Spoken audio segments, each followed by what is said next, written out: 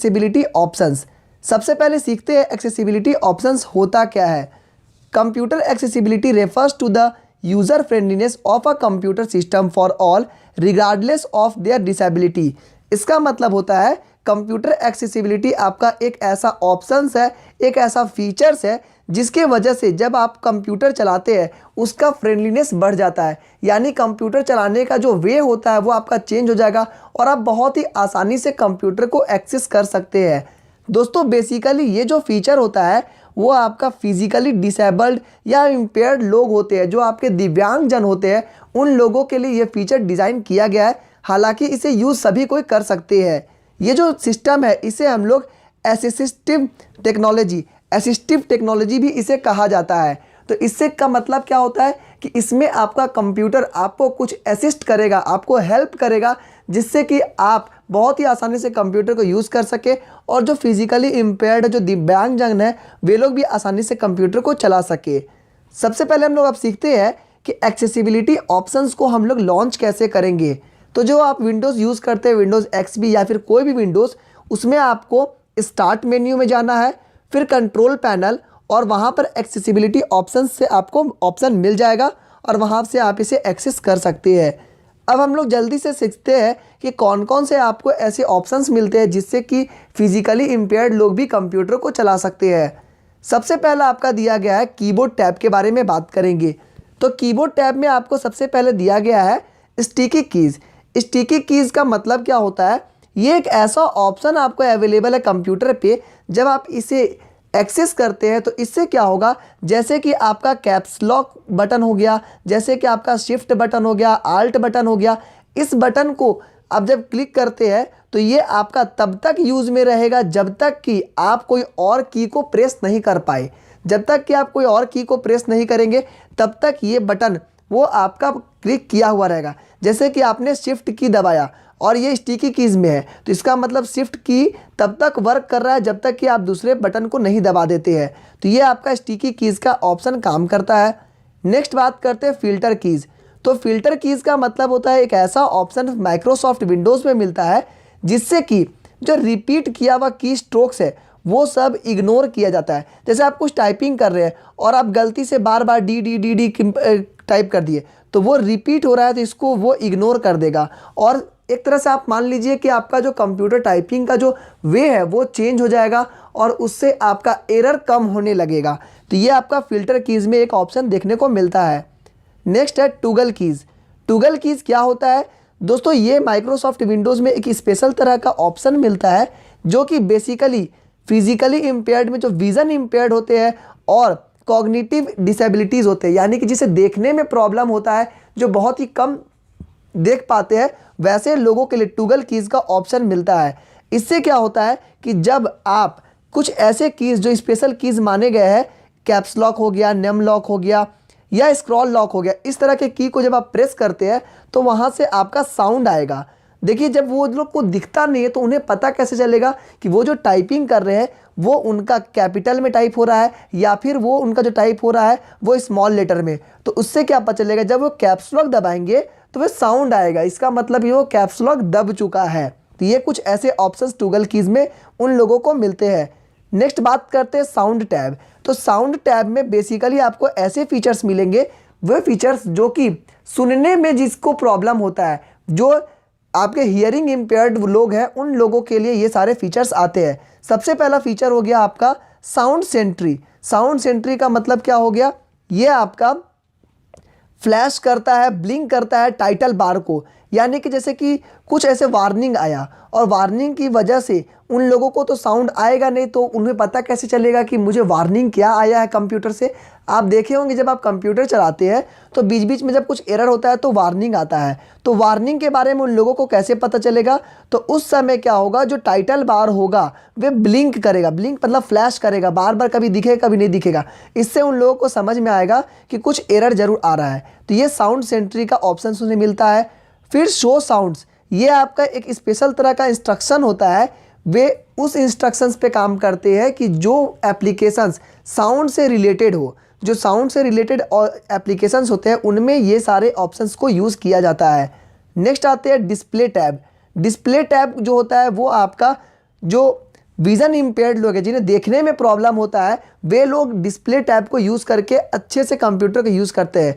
उसमें कुछ ऑप्शंस आते हैं जैसे कि हाई कॉन्ट्रास्ट। हाई कॉन्ट्रास्ट का मतलब क्या हो गया, कंप्यूटर स्क्रीन का जो चमक है, जो उसका कॉन्ट्रास्ट है, उसको बढ़ा दिया जाएगा, जिससे कि जिन्हें देखने में प्रॉब्लम है उसको आसानी से पकड़ सकते हैं, पहचान सकते हैं, समझ सकते हैं। इसमें आप फॉन्ट के कलर को भी चेंज कर सकते हैं, बैकग्राउंड को आप कलर चेंज कर सकते हैं ताकि उन्हें देखने में आसानी हो जाए। नेक्स्ट है कर्सर ऑप्शन। कर्सर ऑप्शन क्या होता है, ये जो कर्सर, जो आपका माउस का जो आपका कर्सर होता है, उसे हम बड़ा, छोटा, पतला, मोटा, डार्क कर सकते हैं। उसका जो ब्लिंकिंग जो रेट होता है उसे हम बढ़ा घटा सकते हैं। तो ये सारे ऑप्शंस आपको उसमें मिल जाएंगे। नेक्स्ट बात करते हैं माउस टैब की। तो माउस टैब में आपको माउस में कुछ कीज़ मिलते हैं जिससे कि जो कंप्यूटर ऑपरेट करने में आपको आसानी होगी। तो मान के चलिए कुछ ऐसे लोग हैं जिन्हें माउस का यूज़ करना बहुत प्रॉब्लम होता है, माउस को यूज़ नहीं कर पाएंगे, उन लोगों के लिए कुछ ऐसे ऑप्शंस आते हैं जैसे कि जो आपने कीबोर्ड देखा है वहाँ पे 0 से लेकर के 1 2 3 4 5 6 जो नंबरिंग दिया हुआ है वो आपका एक माउस की तरह काम करेगा। जब आप कोई बटन को क्लिक करते हैं इस तरह से, तो उस जो फ्रेम है उस तरह से आपका माउस भी इधर उधर जाएगा। तो ये आपके कुछ ऑप्शंस मिलेंगे माउस कीज़ के। उसके बाद बात करते हैं जनरल टैब के। तो जनरल टैब का मतलब क्या हो गया, एक ऐसा टैब होता है जिसमें कि जो नॉर्मल यूज़र्स है, जो हम लोग यूज़र्स हैं, उन लोगों को भी एक ऑप्शन मिलता है कि हम लोग खुद से एक्सेसिबिलिटी ऑप्शन को सेट कर सकते हैं ताकि फ्यूचर में कुछ ऐसे ऑप्शंस को हमको जैसे यूज़ करना है तो हम उसको पहले से सेट करके रखेंगे ताकि वो जल्दी से यूज़ कर पाए। उसके बाद आते हैं सीरियल कीज़। सीरियल कीज़ क्या होता है, ये दोनों के लिए एक्सेसिबल होता है, जैसे कि जो फिजिकल इम्पेयर्ड हो गया या फिर नॉर्मल लोगों के लिए। उसमें हम लोग क्या करेंगे, जो आपका सीरियल होता है, जैसे कि मान के चलिए ABCDEF, ये आपके स्क्रीन पे लगातार चलते रहते हैं, ठीक है। और आपके पास एक स्पेशल तरह का डिवाइस होता है, जैसा कि आपने स्टीफन हॉकिंग्स के पास अगर आपने देखा होगा तो आपको पता होगा कि वे अपने चिक से एक सिस्टम था, उनके पास एक साउंड, मतलब जो टच करने पे उसको रिस्पॉन्ड करने वाला एक सिस्टम था जिससे कि वे इसे यूज़ कर सकते थे। जैसे कि मान के चलिए अभी स्क्रीन पर बी दिख रहा है और आपको बी को यूज़ करना है, तो आप क्या करेंगे, आपने कोई डिवाइस यूज़ किया टच वाला, तो जब आप उसे टच करेंगे तो वो बी लिख देगा। फिर वापस आप वेट करिए, दोबारा जब सी पे आएगा फिर आपको टच करिएगा तो वापस वो सी पे आ जाएगा। इस तरह से आप सीरियल कीज़ को यूज़ कर सकते हैं। बेसिकली आपको यही सब यहाँ पर समझना था जो कि थ्योरी पेपर में आएगा। चलिए सेशन नंबर 2 देखते हैं। सेशन नंबर 2 में आपको पढ़ना है नेटवर्किंग फंडामेंटल्स, यानी इसमें आप बेसिकली नेटवर्क्स के बारे में जानेंगे कि किस तरह से नेटवर्क काम करता है, कुछ फंडामेंटल्स के बारे में उसके बारे में सीखेंगे। सबसे पहले जानते हैं दोस्तों नेटवर्क क्या होता है। A computer network is a collection of computer and other hardware components interconnected by communication channel. इसका मतलब क्या हो गया, एक ऐसा नेटवर्क होता है जिसमें बहुत सारे कंप्यूटर, हो सकता है हजारों लाखों करोड़ों कंप्यूटर हो, एक दूसरे से इंटरकनेक्टेड हो और वे अपना इंफॉर्मेशन को एक दूसरे से शेयर कर सकते हैं, रिसोर्सेज को शेयर कर सकते हैं। इसे ही कहते हैं हम लोग नेटवर्किंग, ठीक है। नेक्स्ट बात करते हैं, यहाँ पे जो नेटवर्किंग होता है वो कुछ तरीके से होता है। जैसे सबसे पहला होता है पीयर टू पीयर, P2P। याद रखिएगा ये आपका बहुत ही VVI क्वेश्चन है, हर साल एग्जामिनेशन में पूछा जाता है। नेटवर्किंग किस किस तरह से कर सकते हैं। सबसे पहला हो गया P2P यानी पीयर टू पीयर। ऐसा कंडीशन होता है जिसमें आपने जो कंप्यूटर्स को नेटवर्क में लगाया है उन सारे कंप्यूटर्स का वैल्यू, यानी कि उन सारे कंप्यूटर्स का जो वर्क हो वो एक ही टाइप का हो, उसका जो स्टेटस हो एक ही टाइप का। मान के चलिए ये कंप्यूटर चाहेगा तो इन तीनों का डिलीट कर सकता है, ये कंप्यूटर चाहेगा तो ये तीनों का डिलीट कर सकता है। यानी कि जो तीनों कंप्यूटर, पांचों कंप्यूटर है, सबके पास इक्वल स्टेटस मिलेगा, इक्वल पावर मिलेगा। ये होता है P2P आर्किटेक्चर। नेक्स्ट बात करेंगे क्लाइंट सर्वर आर्किटेक्चर।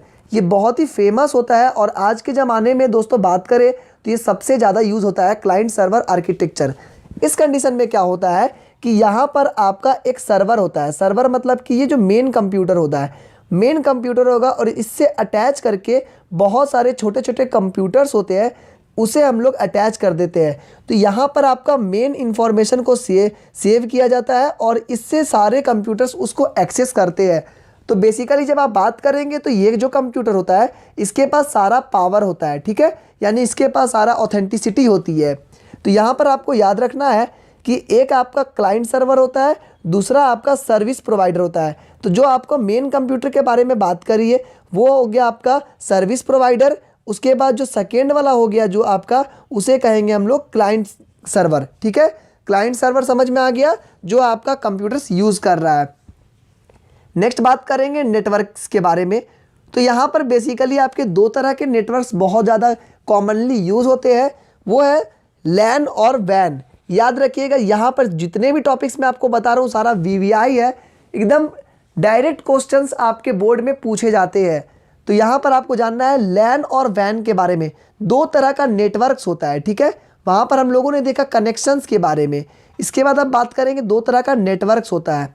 सबसे पहला नेटवर्क होता है लैन, यानी कि लोकल एरिया नेटवर्क। इसमें आपको बस याद रखना है, जैसा कि आपका नाम है लोकल एरिया नेटवर्क, ये जो सिस्टम होता है, ये जो नेटवर्किंग होता है, ये बेसिकली लिमिटेड ज्योग्राफिकल एरिया में होता है। यानी कि अगर आप स्कूल में हैं, आप घर में हैं, आप कंप्यूटर लैब में हैं, ऑफिस में हैं, तो एक छोटे से एरिया में जब आप सारे कंप्यूटर्स को कनेक्ट करते हैं, इंटरकनेक्ट करते हैं, उसे हम कहेंगे लैन, यानी कि लोकल एरिया नेटवर्क से कनेक्ट किए। अब बात करेंगे स्कूल की, तो स्कूल में जितने भी कंप्यूटर्स होंगे, अगर आप सारे कंप्यूटर्स को एक दूसरे से कनेक्ट कर दिए, इसे हम लोकल एरिया नेटवर्क कहेंगे।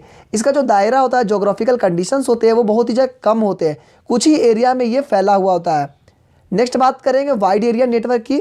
तो जैसा कि नाम है वाइड एरिया नेटवर्क, ये जो नेटवर्क होता है ये आपका ब्रॉड लेवल पे होता है। जैसे कि पूरे इंडिया के बारे में बात करें, पूरे झारखंड के बारे में बात करें, पूरा बिहार के बारे में, दिल्ली के बारे में, तो उतने सारे एरिया को अगर हम एक जगह से कंट्रोल कर रहे हैं, उन सभी को कनेक्ट कर रहे हैं, उसे ही हम कहेंगे वाइड एरिया नेटवर्क।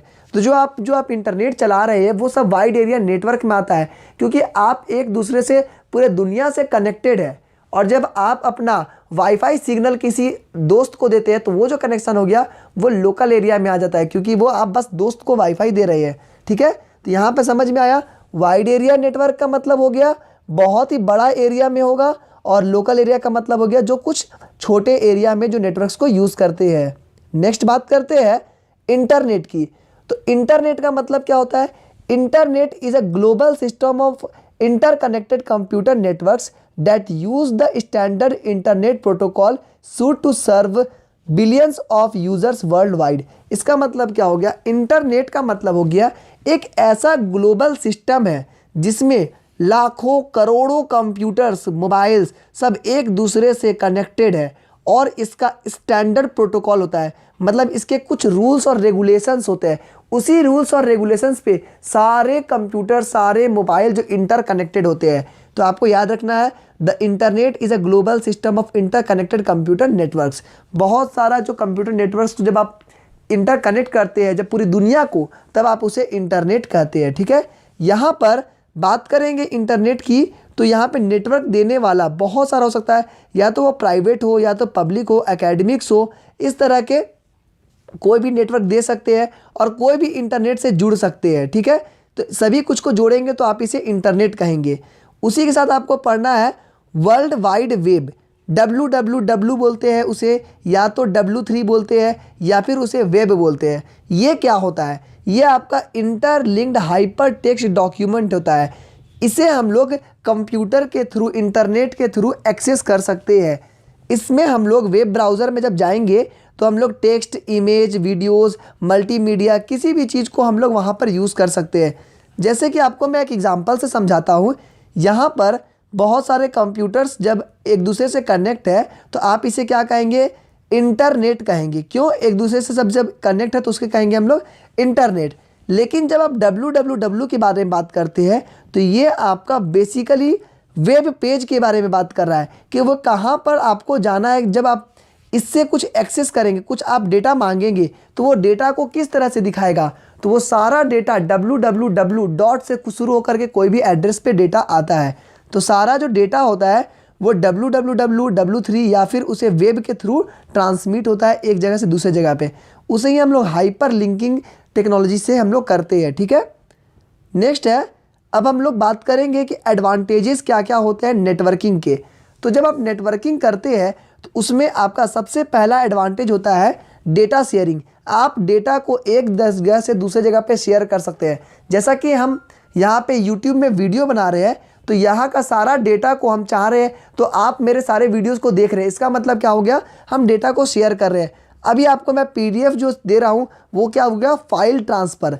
आप ऑडियो फाइल्स, वीडियो फाइल्स, किसी भी तरह का प्रेजेंटेशन को, पीडीएफ को एक दूसरे से शेयर कर सकते हैं। नेक्स्ट है हार्डवेयर शेयरिंग।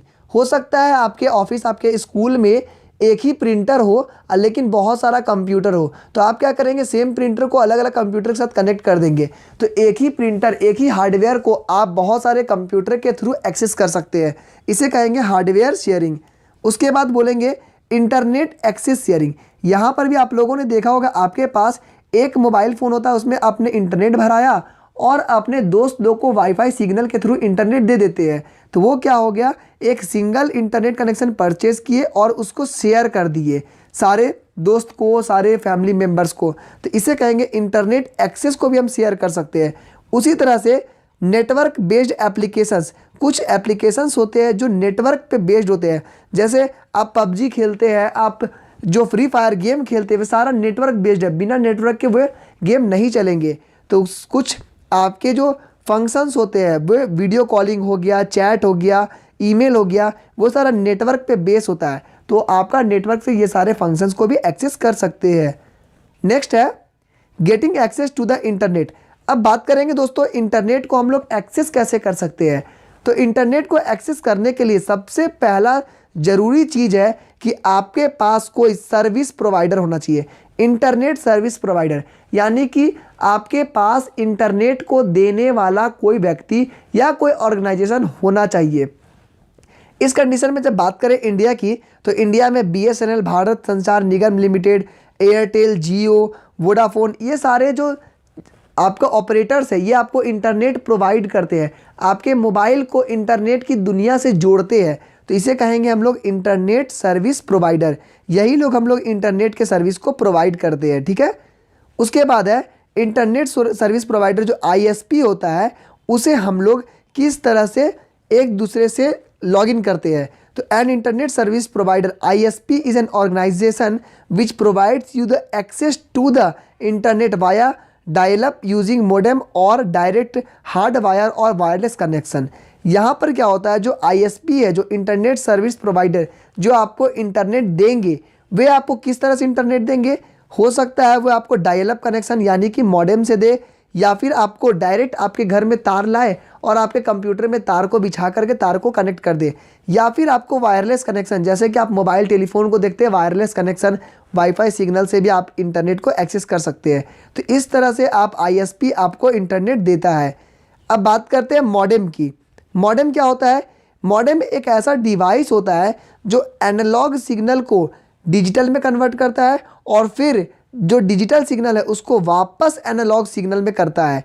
इसका मतलब समझिए कि जैसे कि आपने कंप्यूटर में एक मॉडेम को लगाया, तो मॉडेम से जब आप यहाँ से कुछ डेटा दे रहे हैं, तो अभी आपके पास क्या था, डिजिटल डेटा था, डिजिटल था, वो अब जाएगा एनालॉग में, एनालॉग सिग्नल में गया, और ये कंप्यूटर जब उसे एक्सेस करेगा, तो इसके पास भी मॉडेम है, तो अब ये एनालॉग जब इसके पास आएगा, तो अब इसको वापस से डिजिटल में कन्वर्ट करेगा, तब वो आप उसे देख सकते हैं, ठीक है। तो ये क्या हो गया, एनालॉग सिग्नल को डिजिटल में, डिजिटल को एनालॉग में, इसीलिए इसको हम लोग मॉड्यूलेटर, डीमॉड्यूलेटर कहते हैं। मॉडेम नाम कैसे पड़ा, मॉड्यूलेटर, डीमॉड्यूलेटर में से कुछ कैरेक्टर्स को ले लिया गया, डेम, तो इसे कहेंगे मॉड्यूलेटर, डीमॉड्यूलेटर। तो मॉडेम आपका यही चीज़ काम करता है, ठीक है। नेक्स्ट है types of common internet connectivity. किस तरह से हम लोग कनेक्टिविटी करते हैं उसको कुछ थोड़ा सा ब्रीफ में समझते हैं। सबसे पहला वायर्ड टेक्नोलॉजी, तार के थ्रू हम लोग नेट कैसे कनेक्ट करेंगे। उसके लिए पहला होता है dial up connection. Dial up connection का मतलब क्या हो गया, ये आपका टेलीफोन नेटवर्क पे बेस्ड होता है। जैसे कि आपने अपने घर में बीएसएनएल का टेलीफोन नेटवर्क लगाया और आप उसी जो तार आपके घर में नेटवर्क आया है, उसी तार से अगर आप कंप्यूटर में इंटरनेट का एक्सेस करते हैं, उसे हम कहेंगे डायल अप कनेक्शन।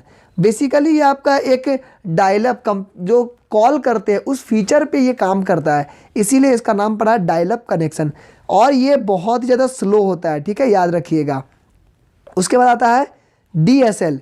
DSL क्या होता है? बिल्कुल उसी तरह का होता है जैसे कि आपने डायल अप किया। DSL is digital subscriber line. ये आपका इंटरनेट को प्रोवाइड करता है via wires of local telephone network. It enables to use telephone and data transmission on a single telephone wire. For using DSL connection we need DSL modem and a subscription. अब क्या हो गया, दोनों में difference क्या हो गया? Dial up वाला भी आपका कंप्यूटर जो टेलीफोन नेटवर्क पे बेस है और DSL भी, लेकिन DSL आपका उससे फास्ट होता है और आपके पास DSL वाला मॉडेम होना चाहिए और उसी का सब्सक्रिप्शन होना चाहिए। नेक्स्ट है cable internet access. Cable internet access क्या होता है?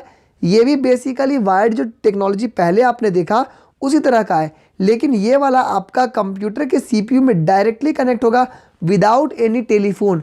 इससे क्या होगा, आपका स्पीड बढ़ जाएगा, इसका स्पीड बढ़ेगा, इसका जो थ्योरी है, इसका जो कनेक्टिविटी है, ये बिल्कुल अलग टाइप का होता है।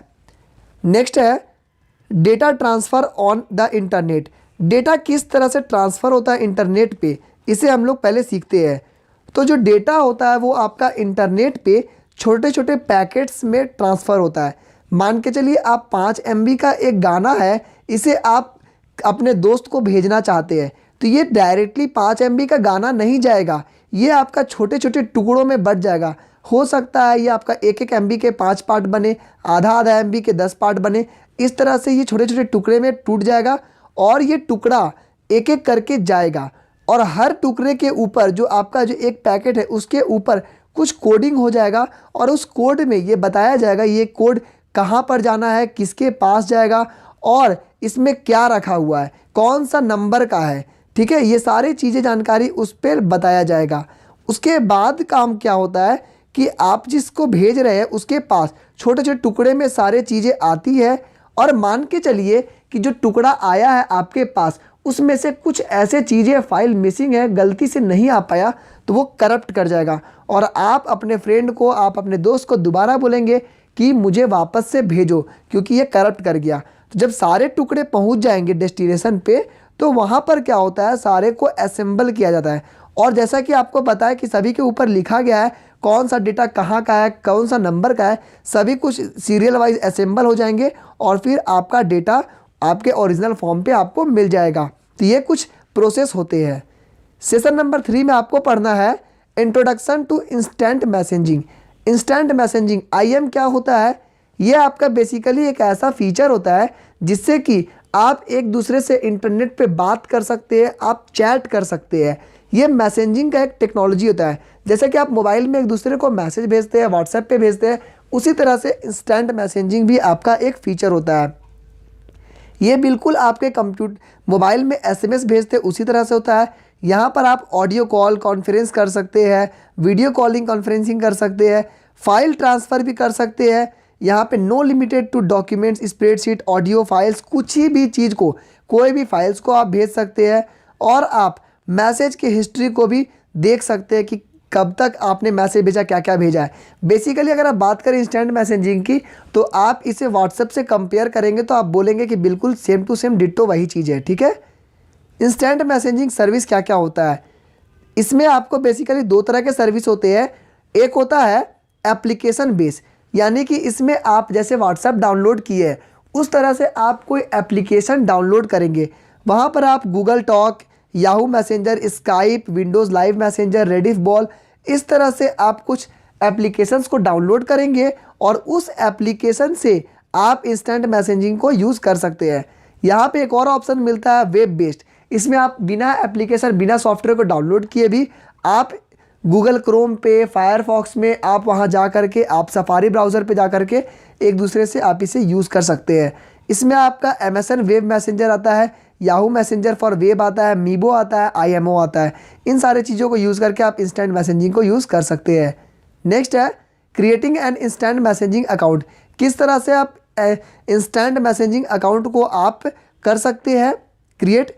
तो इसके लिए आपको डाउनलोड करना पड़ेगा गूगल टॉक। अभी हम लोग बेसिकली सिर्फ एक ही चीज़ के बारे में बात करेंगे, गूगल टॉक की। तो आप गूगल टॉक को डाउनलोड कर लीजिए, क्लिक में स्टार्ट करिए, प्रोग्राम में जाइए, गूगल टॉक में जाइए, गूगल टॉक को ओपन कर दीजिए। उसे डबल क्लिक करके जब आप ओपन करेंगे तो वहाँ पे कुछ फीचर्स मिलेगा, जिसमें आपको, अगर आपने अभी तक अकाउंट नहीं बनाया तो आपको उसमें अकाउंट बनाना है। अकाउंट बना लेते हैं, उसके बाद आप इस फीचर को यूज़ कर सकते हैं। तो इसके लिए आपके पास जीमेल अकाउंट होना ज़रूरी है। अगर आपके पास जीमेल अकाउंट नहीं है तो जीमेल अकाउंट बना लीजिएगा। सेशन नंबर 4 में आपको पढ़ना है chatting with a contact Google talk. Google talk में किस तरह से आप एक दूसरे से चैट कर सकते हैं। तो इंस्टेंट मैसेजिंग का ये सारे पार्ट्स को हम लोग पढ़ रहे हैं। तो यहाँ पर क्या हो गया, आप किसी दोस्त को जब भी आप चैट करना चाहते हैं तो उसके नाम के सामने वो क्या हो, ग्रीन डॉट आएगा। जब ग्रीन डॉट आएगा इसका मतलब क्या हो गया, वो बंदा आपका ऑनलाइन है, अब आप उसको चैट कर सकते हैं। उसके बाद आप डबल क्लिक करिएगा उस कॉन्टैक्ट में, वो उसका कॉन्टैक्ट का जैसे व्हाट्सएप में खुलता है खुल जाएगा। उसके बाद आप सारे चीज़ों को जो बातें आपसे करनी कर सकते हैं। यहाँ पे कुछ जनरल रूल्स दिए गए जिसको फॉलो करके ही आपको चैट करना चाहिए। जैसा कि सबसे पहले जो आपका मैसेज होगा वो आपका शॉर्ट होगा, टू द पॉइंट होगा। दोस्तों ये भी वीवीआई क्वेश्चन है, एग्जामिनेशन में पूछा जाता है कि कौन कौन से ऐसे चीज़ें हैं जिसे आपको ध्यान में रखना होता है इंस्टेंट मैसेजिंग में। तो यहाँ पे आपको क्या ध्यान में रखना है कि आपका जो मैसेज होगा वो शॉर्ट होगा, टू द पॉइंट होगा, और हमेशा आप अपने सामने वाले को बताइए कि आप कौन बोल रहे हैं, तभी तो आपको वो जान सकेगा, फिर आपसे वो बात करेगा। बहुत सारे लोग क्या होते हैं, हेलो भाई क्या कर रहे हो, डायरेक्ट पूछ देगा, अरे पहले ये तो बताओ तुम कौन बोल रहे हो। तो वो पहले बता दीजिए, उसके बाद आप चैट करिए, अच्छा लगेगा। उसके बाद क्या होता है कि आप हमेशा कुछ ज़रूरी बातें हो तभी बात करिए। It is not to be well received if recipient is busy. अब ऐसा नहीं कोई बिजी है तो आप बिना मतलब का उसे मैसेज पे मैसेज ठोके जा रहे हैं। तो इन सारी बातों को आपको ध्यान रखना है। Give people time to respond, और जो सामने वाला बंदा आपका रिस्पॉन्ड कर रहा है तो उसके लिए टाइम दीजिए। अब वो टाइपिंग कर रहा है और आप इधर से मैसेज पे मैसेज दागे जा रहे हैं, तो ये आपका सही चीज़ नहीं है। उसके बाद है वेब पेजेस। दोस्तों वेब पेजेस क्या होता है, ब्लॉग के बारे में हम लोग सीखेंगे। वेब पेज क्या होता है, जैसे कि आप कंप्यूटर को चलाते हैं तो जब आप गूगल में जाएंगे, आप जैसे कि हमारा वेबसाइट है crackmycbse.com, ये हमारा जो वेबसाइट है, इसको जब आप खोलेंगे तो ये क्या है, एक वेब पेज है। इसका मतलब क्या हो गया कि जो भी हम यहाँ पे लिखते हैं वो आपका पूरे इंटरनेट को यूज़ कर सकता है। इसे बेसिकली ब्लॉगिंग कहते हैं। ब्लॉगिंग में क्या होता है कि हम लोग फाइल्स को रख सकते हैं, उसमें हम लोग फ़ोटोज़ को, वीडियोज़ को, गाना को, टेक्स्ट को, किसी भी चीज़ को हम लोग वहाँ पे वेब पेज बना सकते हैं। यहाँ पर कुछ चीज़ों को आपको ध्यान में रखना है कि कौन कौन से, बेसिकली कुछ प्रोवाइडर्स के नाम याद रखिएगा। जैसे blogger.com पर आपका वेबसाइट बनता है, wordpress.com पे बनता है, वीबली पे बनता है और blog.com पे बनता है। इन सारे जो प्रोवाइडर्स है इस पर आप अपना ब्लॉग क्रिएट कर सकते हैं। जैसा कि हमने अपना वेबसाइट बनाया है crackmycbse.com, जहाँ पर आपको सारे नोट्स, इंपॉर्टेंट क्वेश्चन, सभी कुछ फ्री ऑफ कॉस्ट वहाँ पे अवेलेबल है। हिंदी के भी सभी कुछ अब जल्दी जल्दी अपलोड किए जा रहे हैं, तो आप वहाँ पे विजिट करके देख सकते हैं कि किस तरह का वेब पेज बनाता है। नेक्स्ट है सेशन नंबर 6 में यूजिंग ऑफलाइन ब्लॉग एडिटर। जब आपने ब्लॉग बनाया तो आपको जब ब्लॉग को एडिट करना है, हो सकता है कि आप हमेशा ब्लॉग पर ऑनलाइन नहीं रहे, तो आप इसे ऑफलाइन भी एडिट कर सकते हैं। इसका कुछ आपको फीचर्स दिया गया है, जैसे क्वामना हो गया, उसके बाद विंडोज़ लाइव राइटर हो गया, ब्लॉग डेस्क हो गया। इससे आप अपने ब्लॉग को ऑफलाइन भी एडिट कर सकते हैं। नेक्स्ट है सेशन नंबर 7 में ऑनलाइन ट्रांजेक्शन के बारे में जानेंगे हम लोग। दोस्तों ऑनलाइन ट्रांजेक्शन क्या होता है, जब आप ऑनलाइन कोई सामान परचेज करते हैं या कोई चीज़ को बेचते हैं तो उसमें आपका पैसों का ट्रांजैक्शन होता है। जैसे कि आपने कोई चीज़ खरीदा फ्लिपकार्ट पे, अमेज़न पे, स्नैपडील पे, चाहे आप किसी भी वेबसाइट पे खरीदते हैं या बेचते हैं, तो आपने कुछ पैसों का ट्रांजैक्शन किया, तो ट्रांजैक्शन को ही हम लोग क्या कहेंगे, ऑनलाइन ट्रांजैक्शन। इसमें कुछ बातों का आपको ध्यान में रखना होता है, जैसे कि आपने कुछ खरीदा, कुछ बेचा, बुक टिकट बुक किया, पेमेंट किया, स्कूल फीस, सभी कुछ आपका ऑनलाइन ट्रांजैक्शन में ही आता है। ऑनलाइन ट्रांजैक्शन आप किस तरह से कर सकते हैं, आप डेबिट कार्ड से कर सकते हैं, क्रेडिट कार्ड से कर सकते हैं, नेट बैंकिंग से कर सकते हैं, और आज के ज़माने में आप यूपीआई ट्रांजैक्शन उससे भी कर सकते हैं। तो इन सारे चीज़ों से आप ऑनलाइन ट्रांजैक्शन कर सकते हैं। सेशन नंबर 8 में अब आपको पढ़ना है इंटरनेट सिक्योरिटी के बारे में। दोस्तों इंटरनेट सिक्योरिटी क्या होता है कि जब आप इंटरनेट को यूज़ करते हैं तो आप जब ट्रांजैक्शन करते हैं तो आपके कुछ डिटेल्स होते हैं, जैसे कि आपके कार्ड के नंबर हो गए, सीवीवी नंबर हो गया, आपके पासवर्ड होते हैं।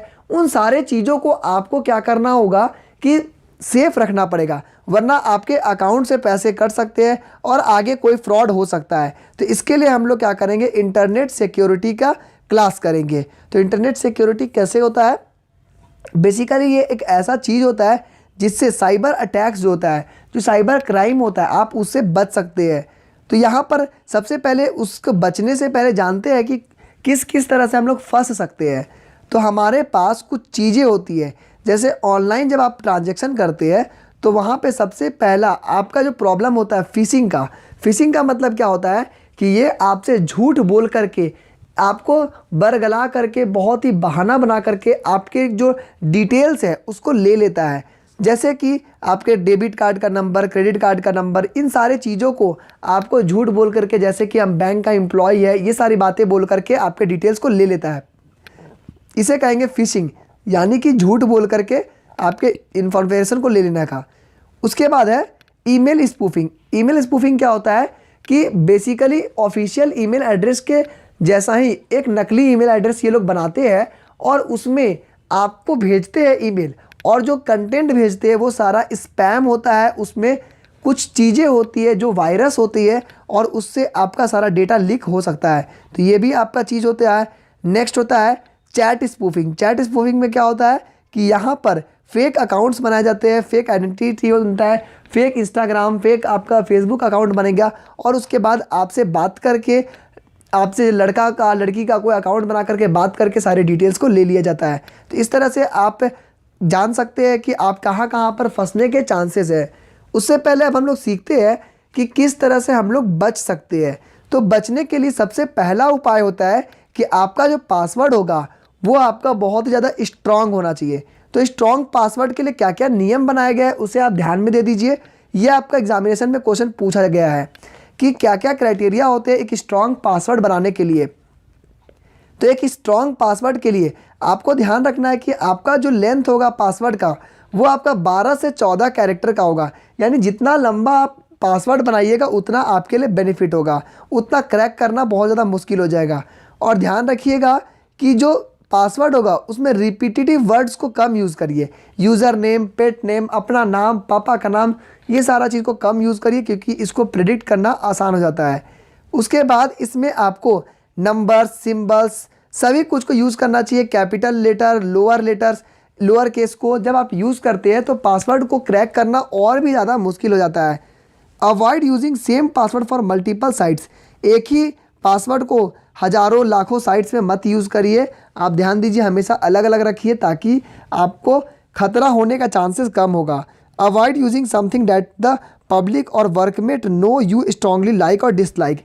जैसे कि आपको सभी को पता है कि आपके पापा का नाम, आपकी मम्मी का नाम या फिर आपके पसंद नापसंद, उन सारे चीज़ों को पासवर्ड मत बनाइएगा क्योंकि उसको भी हैक करना आसान हो जाता है।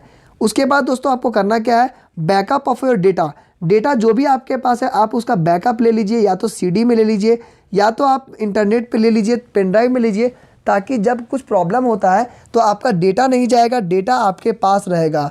उसके बाद इंक्रिप्शन सॉफ्टवेयर को आप यूज़ कर सकते हैं। ऐसा सॉफ्टवेयर जो कि आपके डेटा को इनक्रिप्ट कर देता है, यानी कि कोडिंग्स में चेंज कर देता है, तो जो सामने वाला बंदा है चाह करके भी उसको डिकोड नहीं कर पाएगा, समझ नहीं पाएगा। Keep user name and password private. Password और यूज़र नेम को आपको प्राइवेट रखना है, किसी को बताना नहीं है, दिखाना नहीं है। Register with website. आप जब भी वेबसाइट से रजिस्टर करते हैं तो आप सबसे पहले उसके प्राइवेसी पॉलिसी को देखिए, आप उस वेबसाइट के ऑथेंटिसिटी को देखिए, HTTPS है या नहीं है ये चीज़ देखिए। S का मतलब होता है सिक्योर्ड, अगर नहीं है तो आप उसमें रजिस्टर होने से बचिए। Do not share personal information. कोई भी अनजान वेबसाइट में आप अपने पर्सनल इन्फॉर्मेशन को मत दीजिए, इससे आपको खतरा बढ़ सकता है। Secure transaction. कोई भी ट्रांजैक्शन जब आप करते हैं तो आप ध्यान दीजिए कि जो वेबसाइट पे ट्रांजैक्शन कर रहे हैं वो जाना माना वेबसाइट होना चाहिए, कोई फ्रॉड नहीं होना चाहिए, ठीक है। उसके बाद आता है एंटीवायरस, एंटी स्पाईवेयर सॉफ्टवेयर को आप इंस्टॉल करके रखिए जिससे कि आप बच सकते हैं। Do not immediately respond to mails from unknown user. कुछ ऐसे अननोन यूज़र होते हैं उसके ईमेल्स को रिस्पॉन्ड मत करिएगा। क्यों? क्योंकि उनके ईमेल्स में बहुत सारे जो लिंक्स होते हैं वे सारे फ्रॉड होते हैं, उसको जैसे ही क्लिक करिएगा आपका सारा डेटा लीक हो जाएगा।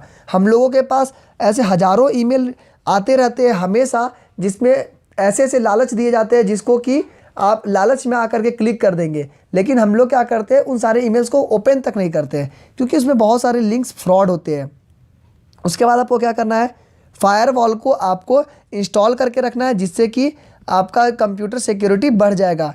नेक्स्ट आपका सॉफ्टवेयर एप्लीकेशंस को हमेशा अपडेट रखिए जिससे कि सिक्योरिटी और भी ज़्यादा मजबूत हो सकती है। उसके बाद जब आप वेबसाइट को विजिट करते हैं तो उसके में आपका कुछ कुकीज़ यानी कि कुछ इन्फॉर्मेशन स्टोर होता है, तो आप चाहेंगे तो आप कुकीज़ को डिलीट कर सकते हैं। आप देखे होंगे क्रोम में जाकर के वहाँ पर सेटिंग में जाकर के कुकीज़ और कैशे को आप डिलीट कर सकते हैं, तो ये सारे चीज़ों को आप डिलीट करके आप बच सकते हैं। नेक्स्ट है मेंटेन वर्क प्लेस सेफ्टी, ये सेशन नंबर 9 में आपको पढ़ना है। दोस्तों work place safety, work place यानी जहाँ पर आप काम कर रहे हैं, जो आपके स्कूल है, जो आपके ऑफिस है, कॉलेज है, वहाँ पर आप किस तरह से सेफ्टी को मेंटेन रखेंगे उसमें आपको इस चैप्टर में पढ़ना है। तो यहाँ पर आपको सेफ्टी को मेंटेन रखने के लिए सबसे पहले कुछ चीज़ों को ध्यान रखना है, जैसे फायर सेफ्टी हो गया, फॉल्स एंड स्लिप्स हो गया, इलेक्ट्रिसिटी सेफ्टी हो गया और फर्स्ट एड। इन सारे बेसिक चीज़ों को आपको ध्यान में रखना होता है। यहाँ पे बेसिक फायर सेफ्टी के बारे में बात करें तो आपको ध्यान देना है कि जिस जगह पे आप काम कर रहे हैं वहाँ पर फायर एस्केप्स प्लान पहले से मौजूद हो। जैसे कि आप जहाँ पर ऑफिस है, जो आपके स्कूल है, अगर गलती से कहीं आग लगता है तो आप किस तरह से भागेंगे, क्या आपके पास ऑप्शंस रहेंगे, कौन से दरवाजे से आपको भागना है, ये सारी जानकारी सभी बच्चों को होनी चाहिए। और यहाँ पर रेगुलर ड्रिल्स भी करवाना चाहिए, यानी कि मॉक टेस्ट जो था, मॉक ड्रिल्स होता है, उसमें बच्चों को सिखाया जाना चाहिए कि किस तरह से जब ऐसे कुछ अनहोनी घटना होती है तो हम लोग भागेंगे। Maintenance of safety equipment must be taken care of regularly, जो भी सेफ्टी इक्विपमेंट्स है उसको आप मेंटेन रखिए ताकि वो आगे चल कर के आग में तब्दील ना हो सके। फॉल्स और स्लिप्स को किस तरह से हम लोग बचाएंगे, उसके लिए हम लोग क्या करेंगे, work place must be proper ventilated, floors must be clean and dry, oil spills dust must be immediately clean.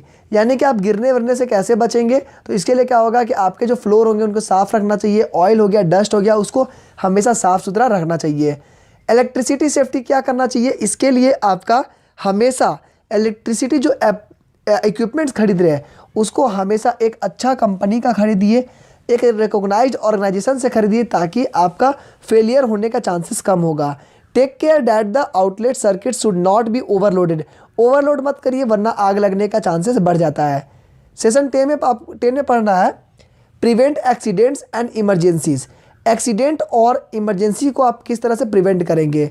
Accident होता क्या है, एक ऐसा अनप्लान्ड इवेंट होता है जिसके बारे में आप प्लानिंग पहले से नहीं करते हैं, अचानक से कुछ ऐसी घटना हो गया जो आपको मतलब अप्रिय घटना हो गया, जिसको पसंद नहीं होता है, अनवांटेड हो गया, वो हो गया आपका एक्सीडेंट। एक्सीडेंट से बचने के लिए क्या क्या करना होगा, सबसे पहले सेफ्टी मेजर्स आपका बहुत ज़्यादा टाइट होना चाहिए, वो आपका वर्क प्लेस पर।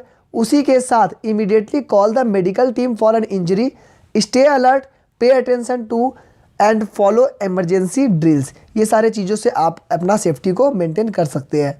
नेक्स्ट है सेशन नंबर 11 में protect health and safety at work. आप अपने हेल्थ को किस तरह से मेंटेन रखेंगे, सेफ्टी को कैसे मेंटेन रखेंगे वर्क में, इसे आपको यहाँ पढ़ना है।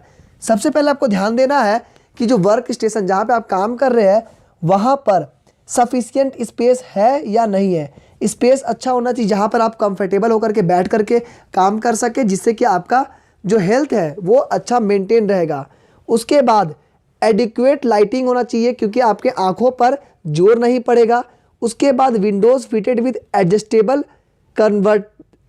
Covering to alter the sunlight level. वहाँ पर जो आपके विंडोज़ हो रहे हैं, जो आपके जो खिड़की है, उसमें कुछ ऐसे कवरिंग्स होने चाहिए जिससे कि आप लाइट के लेवल को ऊपर नीचे घटा बढ़ा सकते हैं।